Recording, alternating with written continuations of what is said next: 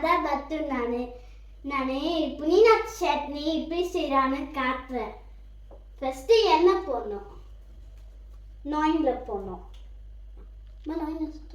நாயினில் போட்டு அப்புறம் எண்ணெய் ஊற்றணும். புரியுமா? எண்ணெய் ஊற்றி இதெல்லாம் போட்டு அப்புறம் வெதக்கணும்.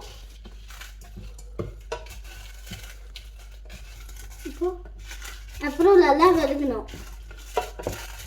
பிறகு அப்புறம் இந்த மிக்சியில் வைக்கணும்.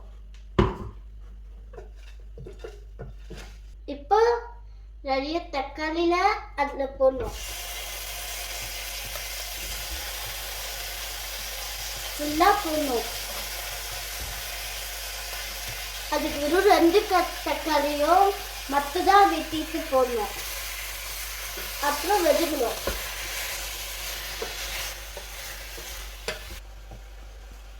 அப்புறம் இது நல்லா வெதுக்கிட்ட பிறகு அப்புறம் உப்பு போடணும். உப்பு போட்டு வெறுக்கணும். நல்லா மசிக்க வெதுக்கிட்ட பிறகு அப்போ புதினா போடணும்.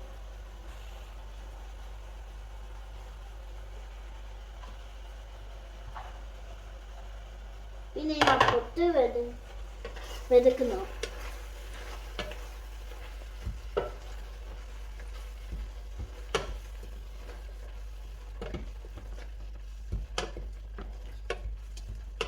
Nicza, już to ci do sądy.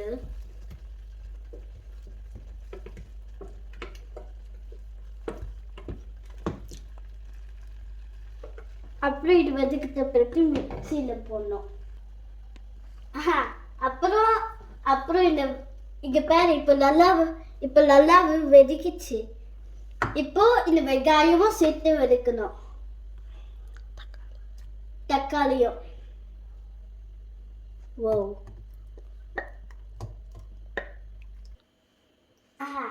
இங்க பாரு, இப்போ புதினா சட்னி பண்ணிட்டேன். இப்போ டேஸ்ட் பண்ணி பார்க்கலாம். நல்லா இருக்கு.